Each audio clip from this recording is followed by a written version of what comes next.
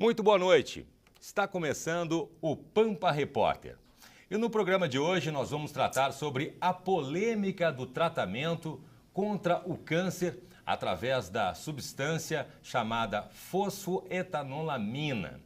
O assunto está causando muita controvérsia nas redes sociais, no meio científico e também na sociedade em geral. A substância é a cura para o câncer? Ela pode ser considerada um medicamento? Quais os efeitos colaterais do uso? Segundo informações divulgadas pela Anvisa, não existe processo de registro ainda do medicamento apresentado à agência para que a fosfoetanolamina seja considerada um medicamento. A eficácia e a segurança deste produto ainda não foram avaliadas em seres humanos com base nos critérios científicos aceitos mundialmente. Não há também um protocolo de pesquisa sobre o produto, etapa que antecede o registro de qualquer medicamento, como confirma uma nota técnica da Anvisa sobre a substância fosfoetanolamina, que vem sendo distribuída pela Universidade de São Paulo para atender determinações de processos judiciais movidos por doentes que já faziam uso desta substância. E para tratar mais do assunto, nós convidamos esta noite aqui para participar do programa o Dr. Gilberto Chierici, que é o criador deste tratamento. Também o deputado estadual Marlon Santos, o Dr. Durvaney Augusto Maria, o Dr. Renato Meneghello e também o Dr. Marcos Vinícius.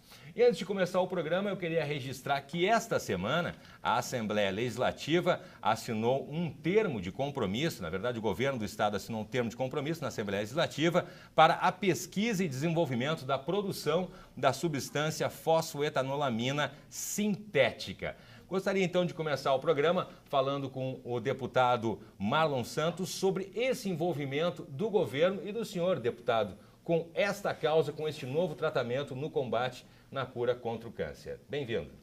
Obrigado. A verdade é que o Brasil está diante de uma encruzilhada violenta, porque eu apelidei de uma novidade velha no Brasil. É uma novidade, na verdade pegou todas as autoridades, quase todas as autoridades de surpresa, o Brasil inteiro de surpresa, mas a situação é muito velha. Quer dizer, são 2 décadas e meia de pesquisa em que esses cientistas, alguns deles encabeçados pelo Dr. Gilberto Chierici, acabou participando da pesquisa ainda muito novo. Resultado, já estão há 2 décadas e tanto com a pesquisa praticamente pronta, e ainda a Anvisa e outros órgãos que também, por desconhecerem todo o processo, afirmam e insistem em dizer que não tem nada ainda comprovado, isso e aquilo. Na verdade, hoje, o Brasil inteiro está vendo que tem sim.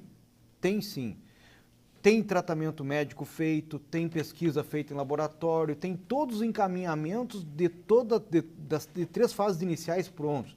E daria, inclusive, já esse medicamento para ter sido usado há muito tempo aí, somente por evidência médica, se fosse o caso. O fato é que hoje o Brasil se depara com uma novidade antiga, não sabe lidar com isso. Uns correm de um lado, outros correm junto e a maioria está só olhando e correndo atrás. Aí eu encabecei a situação, na verdade, porque fiquei muito descontente de saber que poderiam, inclusive, ser processados os pesquisadores por charlatanismo, isso e aquilo, e fui atrás para saber o que estava acontecendo. Fiz um vídeo de defesa pela primeira vez na internet. É verdade. Um vídeo de defesa, a pedido de uma amiga minha que disse: Marlon, eu estou atrás da fosfoetanolamina. Foi a 2ª vez que eu ouvi falar do nome fosfoetanolamina sintética. E eu peço que tu, como deputado, vá atrás, porque proteja esses caras, eles estão cheios de ser presos, então meu pai vai morrer. E aí eu fui atrás, fiz o primeiro vídeo, deu no que deu. Tá certo. Bom, e a gente está aqui recebendo também o criador, o Dr. Gilberto Chierici, pronunciei certo, é italiano o sobrenome, doutor Gilberto? O senhor foi que desenvolveu, doutor Gilberto, todo esse tratamento novo. Como é que é isso? Eu já tinha falado aqui em vários programas da Rede Pampa aqui sobre a sua situação. É um prazer conhecer o senhor pessoalmente e queria saber como é que o senhor realmente chegou a esse ponto de pesquisa dessa nova substância. Bom, isso aconteceu há 20 e poucos anos atrás, onde, na realidade, eu não pretendia fazer um medicamento para o câncer na época. Na realidade, eu pretendia ocupar essa substância para fazer um eletrodo seletivo para câncer, para cálcio, desculpa. E esse eletrodo seletivo para cálcio, eu necessitava de uma determinação que é um processo chamado eletroquímico de eletrodo seletivo para cálcio. E qual não foi a surpresa quando eu abordei esse trabalho? É que a literatura citava que esse trabalho era canceroso, esse material era de origem cancerosa. Isso causou uma certa surpresa, porque como que eu estaria lidando com uma substância que era geradora de câncer? E a literatura toda dizia que era originário do tumor e aquilo era provocado, mas aquilo me intrigou. Mais tarde, fazendo eu pretendia desistir.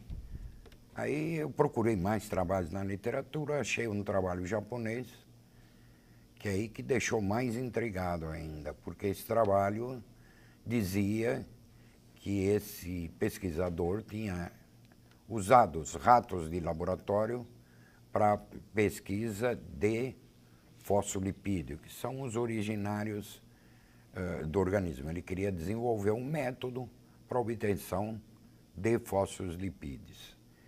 E ele chegou a intrigar mais porque ele pegou ratos que eram restos de laboratório de pesquisas anteriores de câncer, sacrificou e extraiu. E viu que essa substância tinha uma quantidade enorme. Muito bem, baseado num trabalho muito antigo anterior, ele concluiu que essa substância realmente era cancerígena. Mas, como cabeça de pesquisador, você nunca convence na primeira situação, eu fui, alguns dias, intrigado com isso. Algum tempo, dizia, não vou desistir, porque eu estou quase chegando a uma substância como essa, mas gostaria de saber por que provoca câncer. Na realidade, não era isso. Era que o organismo estava se defendendo, enviando uma alta concentração de fosfamina, o indivíduo desse rato ou desse boi, que foi na época a pesquisa dele, e tinha uma alta concentração envolvendo o tumor. E outra coisa também, se todas as células possuem fosfamina na sua parede celular, jamais poderia ser um objeto de câncer. Era uma manifestação do organismo contra aquele tumor. E eu estava certo. Isso me deixou surpreso, mas eu estava até então sozinho, porque não se dizia que fosfamina curaria câncer. E eu já tinha interpretado da maneira correta. Então, fazendo alguns estudos laterais, eu cheguei a essa conclusão, que fosfetanolamina poderia ser uma substância que provavelmente esse organismo vivo estaria gerando em defesa daquela célula tumoral que estava. Por isso a concentração era muito alta ao redor desse tumor. Bom, até aí tudo bem, mas como fazer para experimentar isso? Desculpa, eu não sei se eu estou me alongando. Não, agora que eu quero saber como é que foi. Aí o senhor, como é que chegou ao ponto daí dos seres humanos, das pessoas doentes com câncer, que o senhor daí conseguiu realizar esse tratamento e chegou à conclusão que funcionava, até onde eu sei mesmo, né? Depois eu quero falar com seus alunos aqui, né? Pode. Também. Não sei se foi coincidência ou não. Na época nós estávamos trabalhando com um hospital de caridade. É um hospital, até apresentava uma dificuldade financeira muito grande e toda a região ajudava esse hospital. Era um hospital de câncer, numa cidade vizinha. E trabalhando com esses médicos, até eles chegaram até a universidade de uma maneira bem interessante. eles tinham muita dificuldade na parte mecânica, eletrônica, de saneamento do próprio hospital. Então, eles vieram até a universidade pedir uma ajuda. Então, todos os departamentos, a física, a mecânica, a eletrônica, todo esse povo se envolveram com eles. E nós, na época, desenvolvíamos uma prótese de poliuretana derivada do óleo de mamona. E essa prótese estava querendo experimentar em humanos. E nós já tínhamos iniciado alguns experimentos em animais, deu muito certo. Aí nós resolvemos fazer um convênio entre a universidade e esse hospital. E o que aconteceu? Eu mostrei, falei para os colegas médicos da área, olha, nós podemos fazer os polímeros de poliuretana, podemos fazer os bactericidas e fungicidas para o hospital, mas apareceu uma molécula extremamente interessante. Tinha 2 médicos muito inteligentes, pessoas assim modernistas, tinham ideias muito abertas. Ele me pediu uma demonstração do que seria. Eu disse a teoria que eu tinha. Ele falou, pode ser que você esteja certo. Nós podemos experimentar. Nós não temos animais para experimentar, mas nós somos associados à Faculdade de Medicina de Botucatu, muito próximo. E nós temos lá um convênio com eles também. Eles têm animais, têm vários trabalhos lá, que eles têm um biotério fabuloso. Nós podemos começar. Já tínhamos experimentados as próteses de mamona e tinha um resultado fabuloso. Tanto é tão fabuloso que hoje ela está aprovada pela Anvisa, ela é comercializada, nós temos uma empresa sobre isso. Mas o fato que mais chamou a atenção foi a molécula de fosfoetanolamina. Muito bem. Então vamos começar. Esse pessoal direcionou um pedido para o Ministério da Saúde, porque naquela época não havia Anvisa, época de 90 e pouco, não havia Anvisa. Então eles fizeram todos os protocolos clínicos, toda a burocracia médica da época. Para poder usar em seres humanos. Não, ainda não. Ele, para tentar a posteriori usar. Uhum. Muito bem, aí foi para a Universidade de Botucatu essa substância, foi testada a toxicidade, tem um teste muito famoso para a época que chamava DL50. Você pegava 100 animais e ia ingerindo neles doses aumentativas da substância, até que você tivesse um óbito de 50%. Por isso o nome DL50. Uhum. Aí você sacrificaria esses animais e faria biópsia em todos eles. Ou faria os exames clínicos, o fígado, o cérebro, o crânio, aqueles exames costumeiros. E era muito interessante, porque tinha um professor que era um belíssimo especialista, talvez um dos maiores que nós tivemos lá, que chamava Igor Vasiliev, e ele era muito divertido. E ele levou os ratos, e a gente um dia foi buscar os resultados. Doutor Igor, está pronto os nossos resultados? Falou, tá. Eu tenho, só se eu matar os ratos a paulada. Ué, mas por quê? Nós chegamos a dar tantas gramas por tantos quilos. Eu sei que num homem normal, extrapolando, ele me explicou, você teria que dar 7 quilos para chegar onde ele chegou. E disse, e o danado não morreu. Então eu não sei como fazer. A única coisa que eu sei, pelo que eu aprendi, não existe DL50.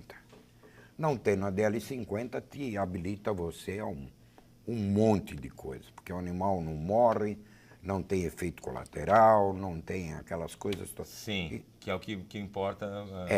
Os testes da... Bom, ele se animou maravilhosamente bem, todo mundo.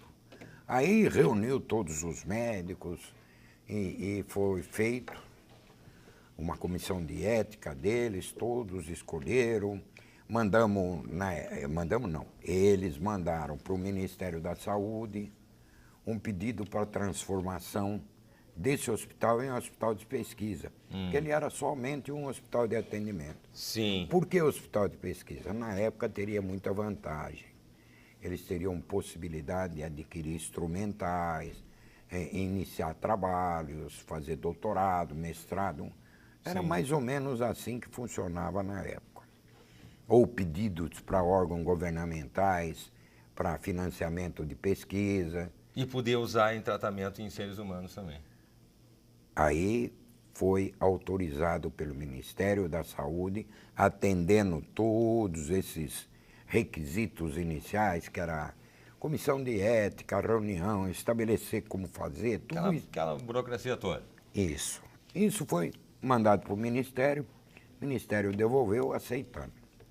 E é evidente que na época da mandar, não seria mandar para o Ministério, nós queremos pesquisar a fosfamina. Por quê?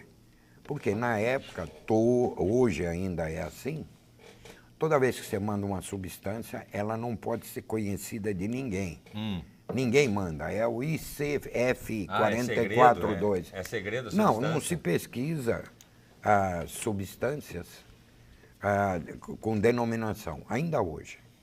Mas, doutor, só para entender um pouquinho, a gente está chegando quase aonde isso foi nos anos 90, não é? Mais ou menos. Mais ou menos nos anos 90. E hoje a gente está agora aí quase 20, 30 anos depois, ainda tendo polêmica. Eu quero saber, só antes da gente chegar na parte que foi usado para seres humanos, saber dos seus alunos, nem todos são alunos aqui, né? Só do Vanek não. Mas eu quero saber, então, a gente começa então pelos seus alunos, então, para saber, para explicar por que essa resistência no uso do remédio, que tem gente que diz que é complicado, que pode ter efeito colateral.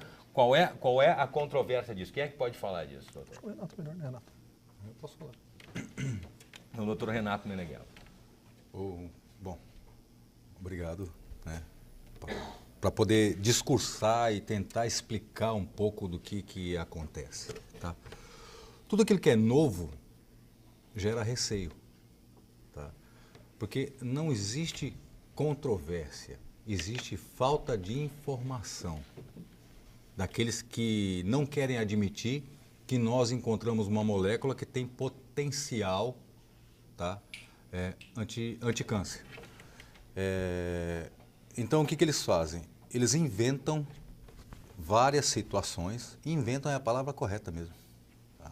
Várias situações dizendo que não se existe dose de toxicidade, existe. DL50, dose letal média, que foi feita em 95 em Botucatu, como o professor explicou, por 2 especialistas. Não fomos nós que inventamos, tá? Dizem que não existem testes em animais maiores, no que nós só fizemos testes em roedores. Ora, no Brasil só se é permitido fazer testes em roedores. Não existem outros animais para se fazerem testes, tá?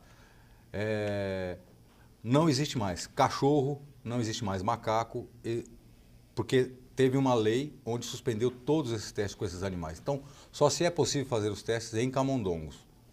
Esses testes foram feitos inclusive em cima das normas do NCA americano.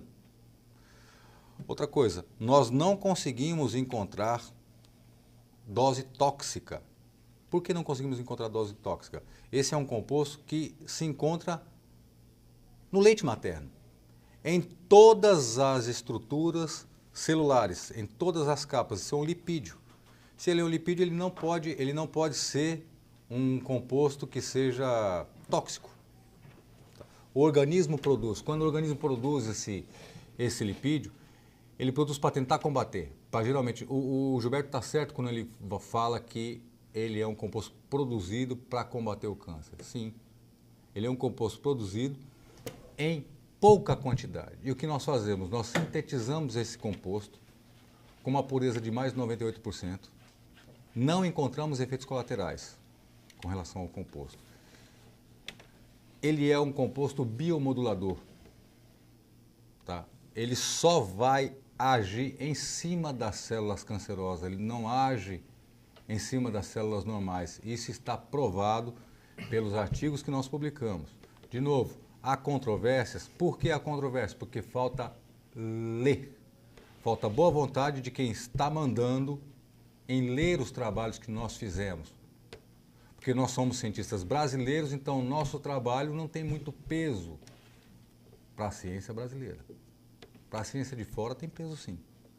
Tá? Nós fizemos trabalhos inéditos, com aval da USP, com aval da Unesp de Botucatu e com aval do Butantan. E que a gente tem os representantes aqui hoje. Isso de valer para fora, para o exterior, não valer aqui para o Brasil, aliás, é uma coisa bem comum, infelizmente, da gente, né? Quando vem de fora, todo mundo valoriza, e fora nos valorizam muito mais do que aqui. Bom, mas eu quero seguir então, porque a gente está aqui também com o único que não é aluno do Dr. Gilberto, Dr. Luvanei, que é biomédico. Quer dizer que pode falar, estuda bem exatamente esse tipo de questão, que, aliás, é uma ciência relativamente nova, né, doutor? Com certeza. Eu quero agradecer a oportunidade e o que eu vou dizer é um conjunto de resultados que nós obtivemos no laboratório. A minha inserção no grupo foi quando o Renato veio ao laboratório para desenvolver testes do projeto dele de pós-graduação. Então, os nossos resultados, eles foram todos publicados. O que a mídia propaga, que não há uma sustentação científica das informações, isso é um equívoco. O que nós temos são resultados baseados em testes que a própria Anvisa certifica, realizados em culturas de células tumorais de diversas origens. Nós trabalhamos com células humanas, células de camundongo, células de ratos, células de tumores caninos. Nós trabalhamos também com modelos que são padronizados para avaliação do efeito de doses e de efeitos colaterais em animais que portam esses tumores. Trabalhamos com melanoma, células de tumores renais, células leucêmicas, de leucemias mieloides e linfóides, osteosarcoma,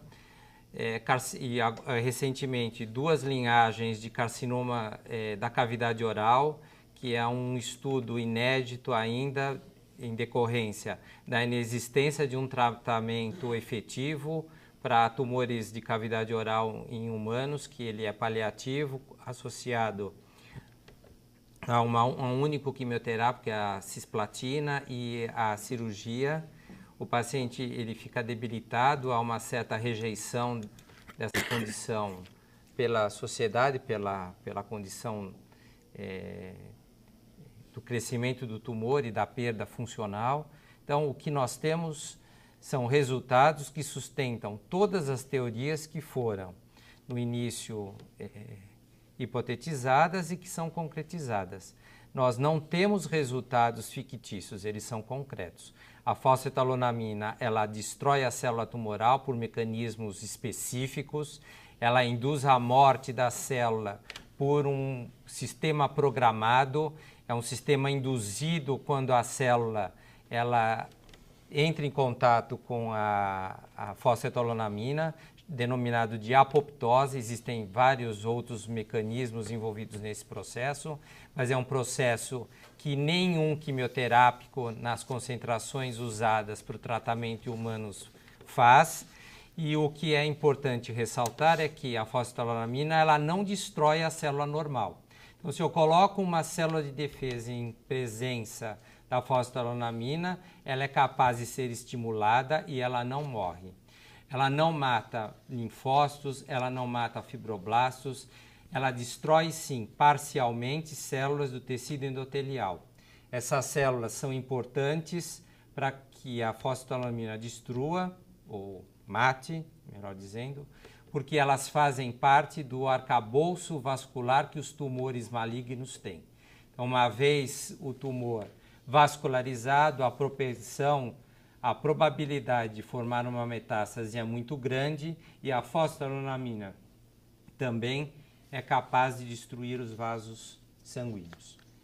Além do mais, em nenhum momento eu observei nos modelos experimentais alterações em relação à dose, alterações da função hepática, renal que nós avaliamos. Os nossos testes, eles são moldados em testes internacionais, aprovados pelo FDA e tem como norma as bases do NCI dos Estados Unidos. Tá certo, doutor Durvaney, então Augusto Maria, que é biomédico. Agora a gente não ouviu ainda que é aluno também do doutor Marcos Vinícius, que é aluno também do doutor Gilberto. Queria saber se esse tipo de tratamento ele é vitorioso em qualquer tipo de câncer, doutor. Bem, uma vez que o próprio professor Gilberto fala que o medicamento ele tem uma seletividade para células que são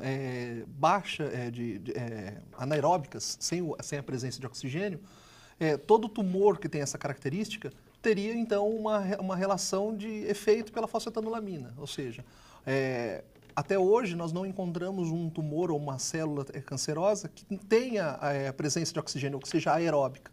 Se você não tem essa célula, se todos os tumores são anaeróbicos e a fosfetanolamina atua em células que são anaeróbicas, então muito provavelmente, ou seja, em hipótese, ela atuará sim em todos os tumores com essas características. E a gente tem uma polêmica muito grande na questão, então, da aceitação e do uso do remédio. A gente tem pacientes que já estão usando o remédio, houve controvérsia na questão da distribuição do remédio, na comercialização do remédio, mas a justiça acabou liberando para alguns pacientes continuarem usando essa substância. Como é que está o tratamento desses pacientes e como que conseguiram esse ganho na justiça para continuar sendo usado o remédio? Quem é que pode me responder? Bom, eu acho que não só posso como eu devo, porque eles têm pouca compromisso nessa parte, que foi, lembra-se que nós iniciamos esse estudo dentro de um hospital. Esse hospital foi comprovado em 5 áreas, que é a urologia, gastro, cabeça e pescoço, mama e ginecologia. Foram testados em 5 áreas, grandes áreas da medicina. E esses testes que eram autorizados pelo Ministério da Saúde, existia um protocolo, eu não me recordo bem, porque a área médica eu não atuei. Dizia que era 11 pacientes na época, e era uma escolha de um número de pacientes. E eles trataram. E os resultados até então, dito pelos médicos, tinham sido fantásticos. Alguns muito superior à quimioterapia e outros com resultados que ainda deveriam ser avaliados. Muito bem. A dificuldade toda do hospital era como manter essa quantidade de paciente com a fosfamina, porque a literatura, ela trazia 2 sínteses, porque composto nenhum é totalmente desconhecido. Não existe síntese de compostos novos. O que existe é nova síntese para compostos antigos. Foi o que aconteceu. A dificuldade de se sintetizar pelos métodos convencionais, por causa da baixa pureza e o baixo rendimento de reação, estava começando a dificultar as pesquisas. Aí eu falei, agora eu tenho que me debruçar em cima disso para ver se eu consigo. Depois de um trabalho de quase 9 meses, que nós brincamos que parecia um parto, diuturnamente, ou seja, de manhã, à tarde e à noite, eu consegui fazer uma nova síntese. Só que é uma dádiva, nós podemos dizer que é uma dádiva na química, porque é um método depois de feito, ou seja, muito trabalhoso, mas depois de executado, ele torna-se simples, com uma pureza inigualável, não tem nada que você consiga sintetizar um alto grau de pureza sem na primeira síntese, com um detalhe, o rendimento era quase 100%, daria 94%. Fazendo isso, 100%. Viabilizou o uso da fosfamina como medicamento. Eu quero saber do deputado Marlon Santos, como é que então agora a gente tem aí essa assinatura aí desse compromisso para a produção da substância, né? Fosfoetanolamina sintética e também para o desenvolvimento e para a pesquisa. Como é que fica isso em relação... Todo mundo aqui é do interior de São Paulo, da Universidade Federal de São Paulo, do interior de São Paulo? Não. Não? Eu sou do Eu sou um interior. professor aposentado da USP. Durvanei trabalha, é ativo. No Instituto Butantan, E Eu sou da Unesp de Bauru. o Unesp de Bauru. Eu estou morando no interior do Ceará. no interior do Ceará. Tá certo. Como é que aqui o Rio Grande do Sul, então, deputado, vai poder daí se engajar e comprar, digamos assim, essa briga, então, com a Anvisa nessa legalização, digamos assim, do remédio, deputado? Eu acredito que a Anvisa, nessa história toda, ela acabou até mais vitimada do que vitimando. Há muito desconhecimento por parte de algumas pessoas da Anvisa sobre o assunto, como ambos os pesquisadores falaram. Existe hoje no Brasil uma guerra infantil, besta, que beira a idiotia, que é: eu não acredito na substância, então eu não quero que ela exista. Eu não acredito nisso, então eu não posso dar o braço a torcer para que isso possa acontecer. Então é uma guerra de vaidade. Eu entrei no assunto, e até o Dr. Gilberto se surpreende que os gaúchos conseguiram resolver a situação em 50 dias que ninguém resolveu em 25 anos. Exatamente. Na verdade, o gaúcho tem uma coisa, a autoridade gaúcha tem uma coisa que pode ser doada para o Brasil inteiro: sentimento de humanidade. Nós temos um sentimento de humanidade com a causa. Nós não estamos aqui para ganhar dinheiro. E a briga não é comprada, não existe briga. O que existe é levantar uma pedra de ignorância sobre essa pesquisa. E como nós vamos pensar que alguém que passou a vida inteira atestando que o câncer não tem cura, que temos que nos conformar, que vamos dar remédio para bombardear, veneno para bombardear de fora para dentro, porque o câncer é assim que se abate ele da forma que dá, é o que tem hoje. Quer dizer, ninguém apostou na busca de tecnologia como esses pesquisadores apostaram. O Rio Grande do Sul aposta nisso. Acabou por conhecer os pesquisadores, aceita a ideia que o brasileiro, todo brasileiro aceita. Todo brasileiro aceita. Todo brasileiro aceita. Isso é verdade. Mas menos as autoridades turronas e ignorantes, porque uma boa parte das autoridades aceita essa coisa toda. É só você pensar, deputado, como paciente, por exemplo, né? Eu tenho ali uma doença como é o câncer, que é uma doença que o sujeito chega a receber um tempo X de vida. É óbvio que eu, na minha condição de ser humano, de estar ali debilitado, estar ali desenganado, usando um termo popular, vou querer qualquer tipo de tratamento que venha. Claro que tem que ter uma coerência, mas a gente não está falando aqui com nenhum amador. Então, realmente, é uma questão de humanidade com essas pessoas que estão nesse tratamento, que estão aí com os dias contados. Mais do que isso, é saber que isso é um direito constitucional. E o judiciário tem se pautado por essa premissa constitucional para conceder as liminares, e parem com essa babaquice de achar que isso nunca foi testado em humano, como se o judiciário estivesse a espargir liminares para formigas, mosquitos, sapos, cachorros. Gênios. Gênios embrutecidos pela ignorância não são gênios, são ignorantes. É assim. É assim que a coisa para no Brasil. E a pesquisa com a fosfetanolamina, essa virou uma questão de Estado, que é o direito básico de uma pessoa, o direito à vida, que o judiciário conhece bem. Então, por isso que aqueles que poluem a medicina se achando deuses, e por serem deuses, então não são médicos, esses acabam sempre carcomidos pela ignorância e não enxergam que isso é uma coisa de Estado. E que Estado é a coisa mais concreta nesse momento, além da vida, que é a que é o preenche. A medicina, nesse caso, continuará sendo experimental para o resto da vida. Nós temos que saber que o ser humano, ele se apega à esperança. E isso aqui não é a idiotia de um deputado falando. É o clamor de uma sociedade que enxerga o que cientistas estão fazendo e não que o rancor de paspalhos está tentando obstaculizar.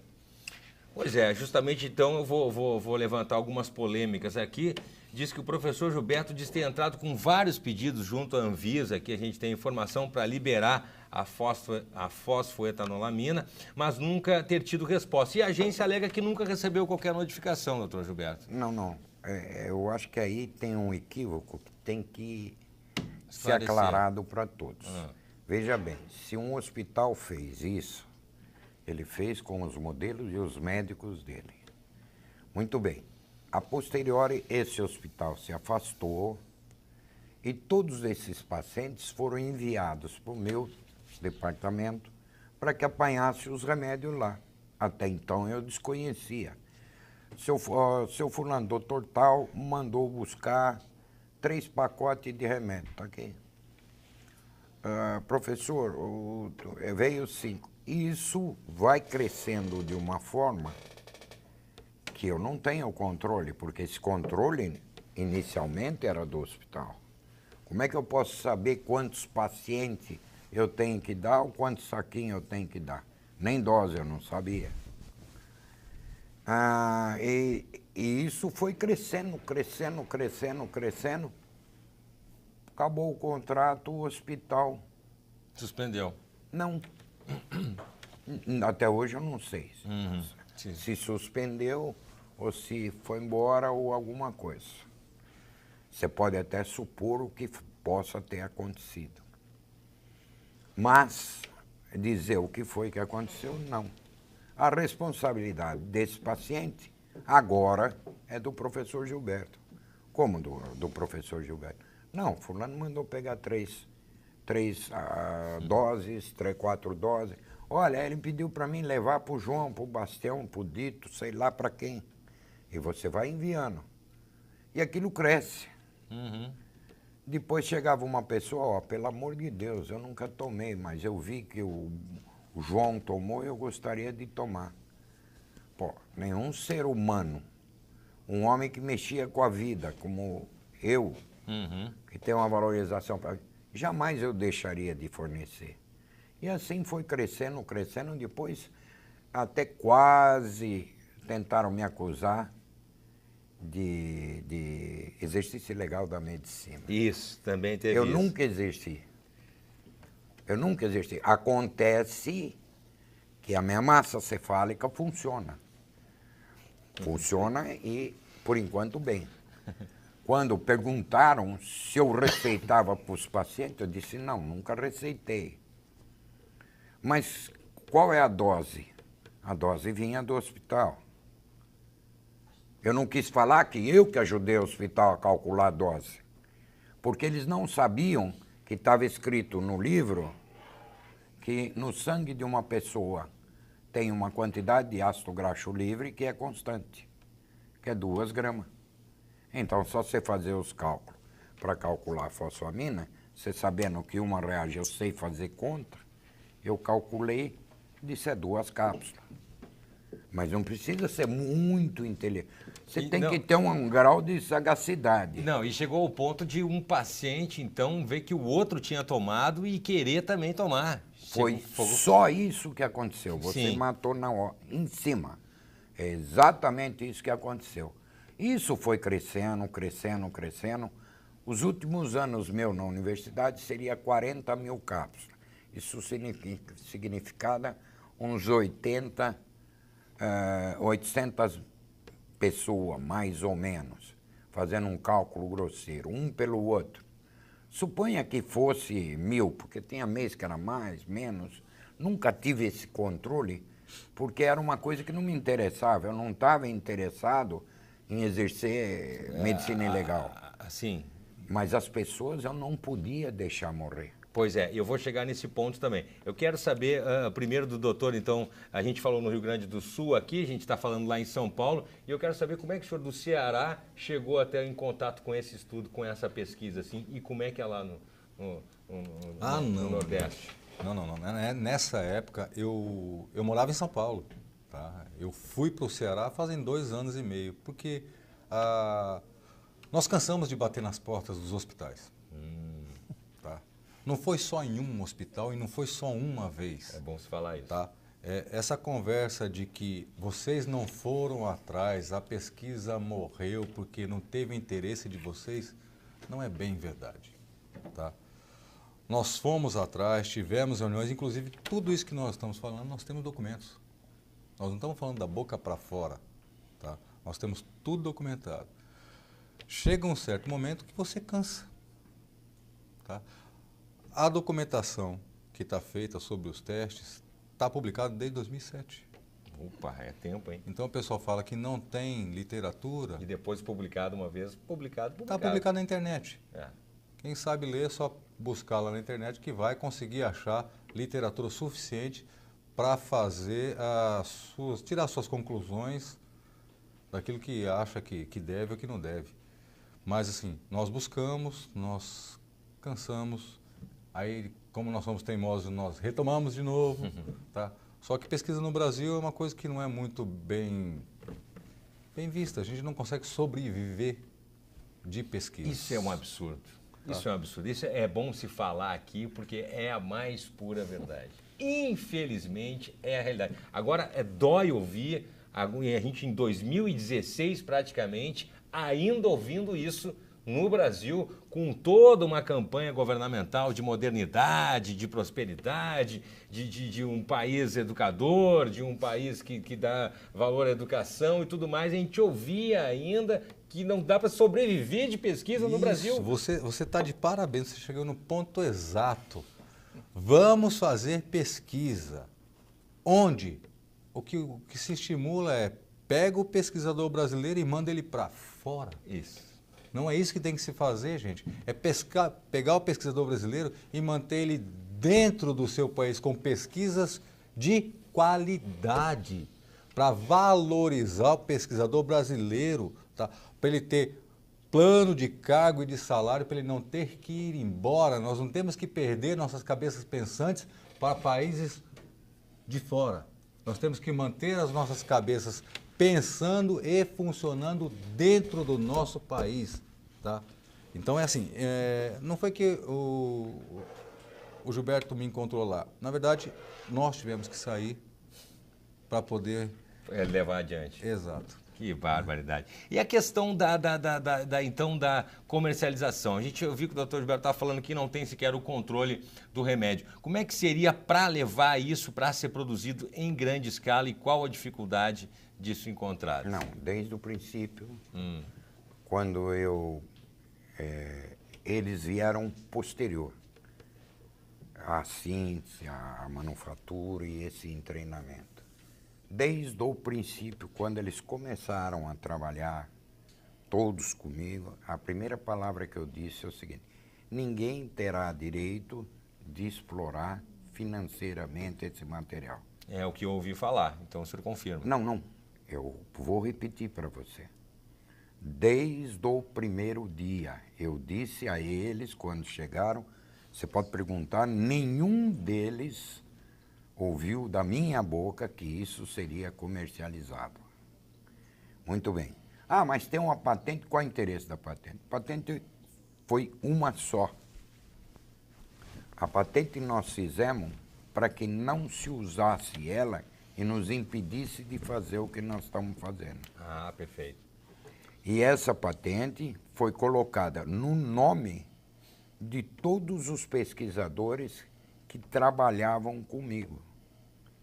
Simplesmente, não só para prestigiá-los, mas para que eles ficassem reconhecidos, porque eu tinha certeza que um dia, uma hora, algum lugar, isso iria acontecer. Porque eu estava à frente, como pesquisador, de algo inédito, algo único e algo que iria revolucionar, porque não é só isso. Todo mundo pensa que é só curar o câncer. Não é. É uma mudança de status quo direcionando a pesquisa para vários lugares. Sim, sim. Então, um conjunto da pesquisa. Conjunto da pesquisa. E eu posso afirmar, a gente pode afirmar, quem é que pode me explicar? A gente pode afirmar que, de fato, então, o uso do remédio não causa, porque a gente tem tratamentos do câncer, como a quimioterapia, ou outros determinados tratamentos que têm uma certa agressividade no organismo.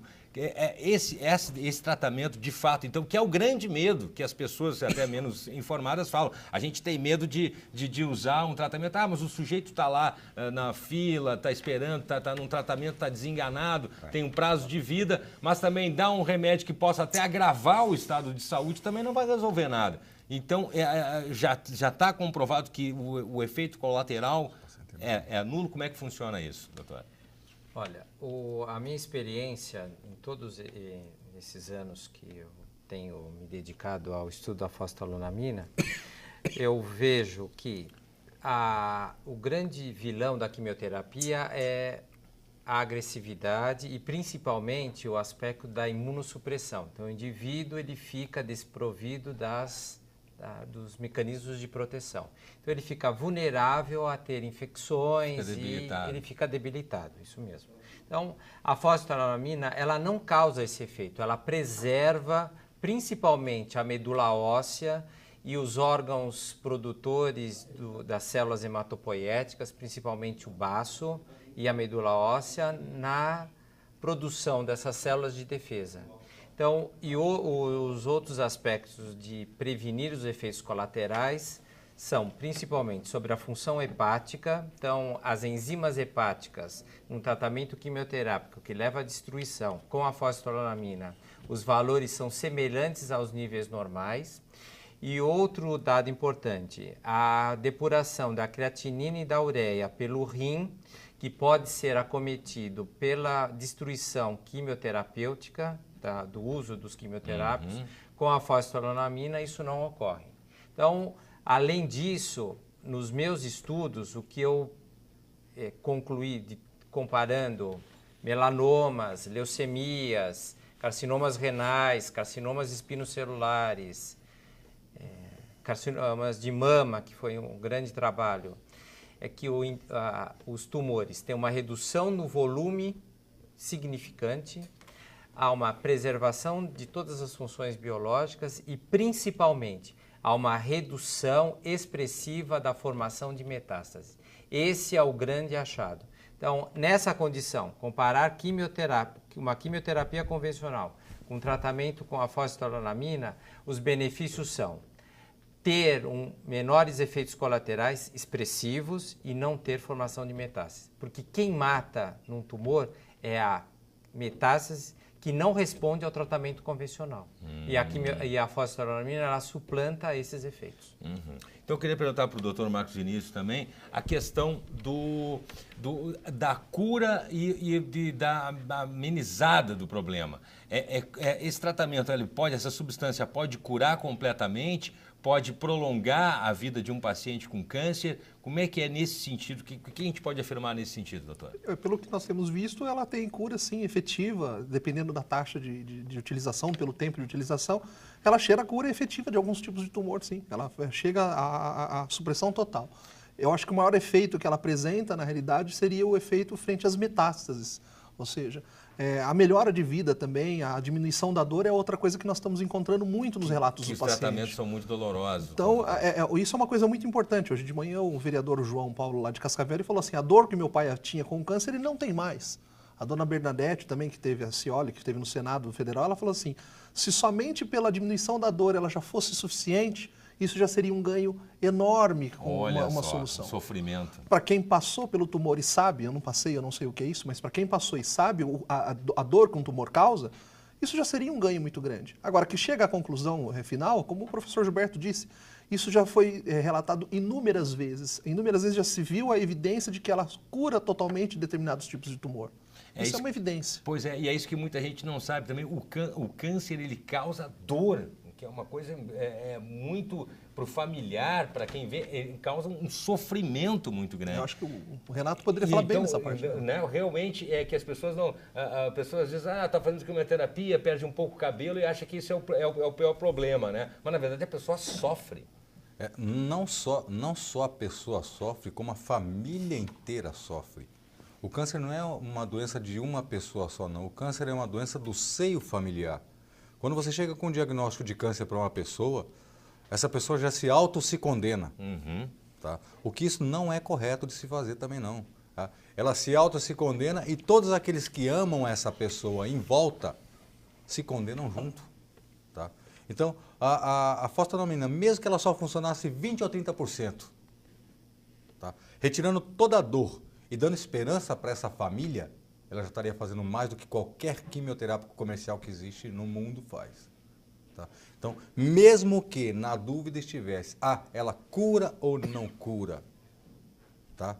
Ela melhora muito a dor física da pessoa, a dor da consciência da família que está fazendo alguma coisa a mais, tá?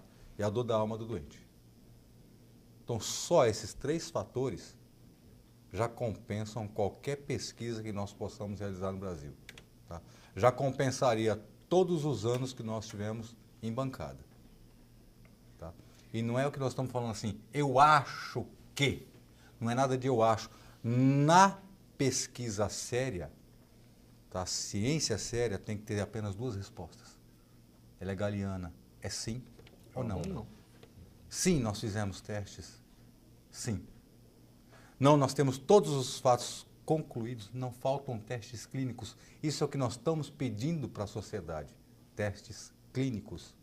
Parece que às vezes a gente não fala o mesmo português. Porque fala assim, mas faltam testes clínicos. O que nós pedimos? Gente, nós pedimos testes clínicos. Então eu não vejo por que o embate, por que a briga. Se nós estávamos tratando pessoas que já tinham passado por todo o protocolo médico ortodoxo, que já tinha sido feito, esse paciente tinha sido mandado embora para casa, porque não tinha mais nada para fazer. Qual seria o pior efeito colateral que esse paciente teria, pelo amor de Deus? A morte. A morte. Então, como é que eu iria causar alguma coisa a mais nesse paciente? É verdade. Então, qual mal eu poderia fazer para ele? Ele iria morrer? É verdade. Não, gente, então vamos usar a consciência também. Às vezes a gente fala e as pessoas não ouvem com os ouvidos. Tá? É assim, não ouçam com os ouvidos mesmo, não. Ouçam com o coração. Ouçam com o coração, que não estão ouvindo muito. É verdade. Não, e o senhor falou muito bem, doutor, porque a questão realmente do impacto quando alguém é diagnosticado com câncer, realmente, mesmo que a doença esteja num estado inicial, o impacto psicológico e de contar, imagina um filho, um pai contar para um filho, para a família, uma esposa para o marido para a esposa e tal, para um companheiro, contar que está com câncer. A primeira coisa é uma doença que assusta. A primeira coisa é o pânico, vou morrer. Sim, é muito difícil dar o diagnóstico de câncer para uma pessoa. Eu fiquei imaginando isso. É muito difícil. Eu fiquei imaginando. Agora, mais difícil ainda é você dar o óbito.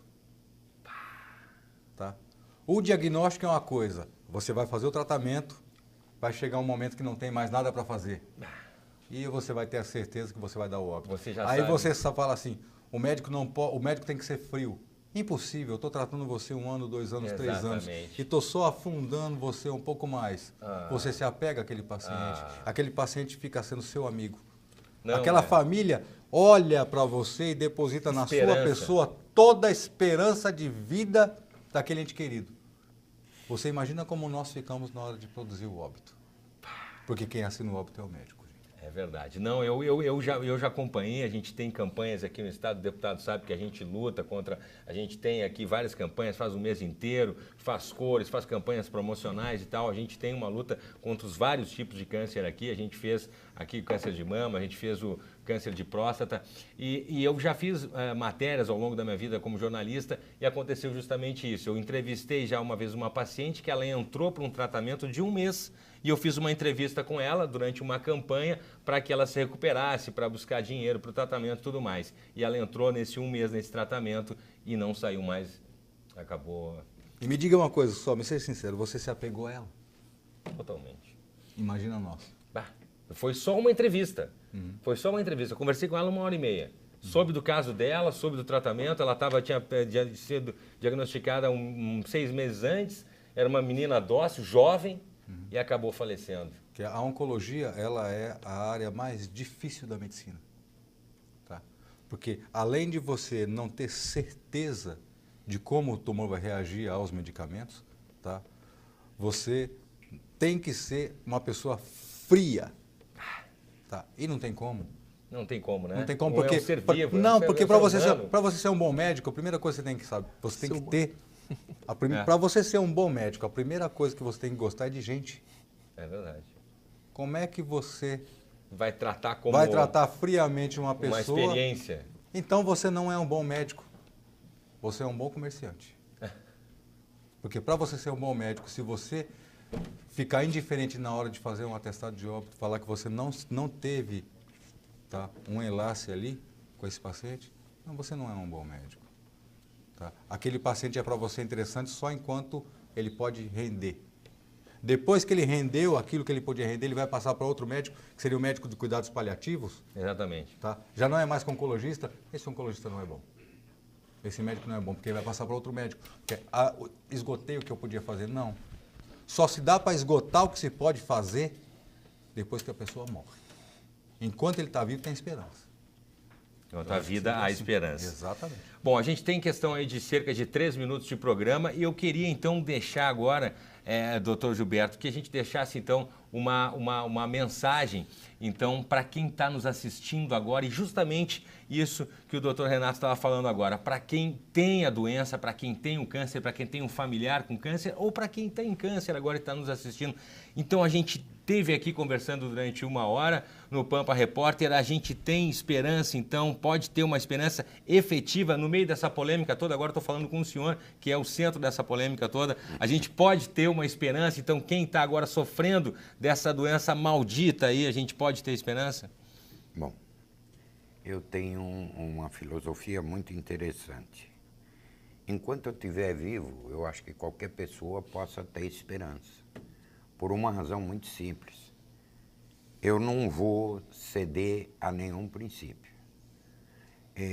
Se não for possível fazer isso dentro do país, eu vou para a internet, publico tudo e eu acho que qualquer pessoa pode fazer em casa. Não sei se vai conseguir, porque não é tão fácil assim, mas eu não vou ceder. Então, essa situação, eu acho que todo mundo pode esperar.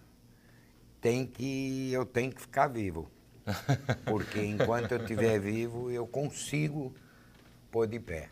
E vou na lua, vou onde for, eu estou aqui. Agora tem uma coisa que eu queria falar antes de qualquer coisa. Eu acho que a coragem que o Rio Grande teve, mas historicamente, eu sou uma pessoa de idade, historicamente, tudo que foi mudança saiu daqui do Sul. Então, eu acho que essa investida é provincial. Eu não vim para cá assim. Quando eu vim, eu me dei por fé que eu estava no lugar certo por isso. Disse, poxa, bom, tudo começou aqui, por que eu não vou começar? Bom, eu sou suspeito para falar, nascido aqui, criado aqui no Rio Grande do Sul. Deputado, para encerrar, a gente tem aí cerca de 30 segundos. Podemos contar então com a Assembleia Legislativa? Podemos contar com o Poder Público nessa briga aí então? O governo do Estado e a Assembleia Legislativa estão dando todo o apoio para os pesquisadores e, além do mais, querem isso para o Brasil e para o mundo, sem dúvida nenhuma. Tá certo. Muito obrigado, então.